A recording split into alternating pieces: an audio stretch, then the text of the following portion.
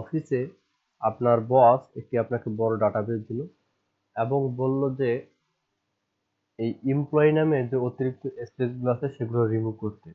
এখানে কয়েক হাজার ডাটাবেস থাকতে পারে।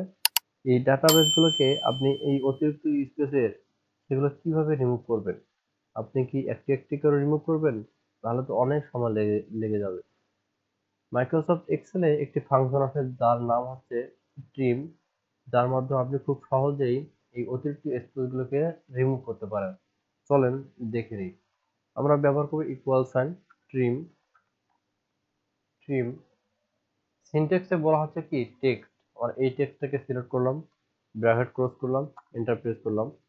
এখন আমরা এই কোণে ডাবল ক্লিক করব। দেখতে পাচ্ছেন আমাদের অতিরিক্ত স্পেসগুলো কি রিমুভ হয়েছে। এখানে একটা সমস্যা দেখা দেয়, সেটা হচ্ছে আমরা যদি এই সেলটাকে ডিলিট করে দেই তাহলে আমাদের কি রেফারেন্স এরর দেখাচ্ছে।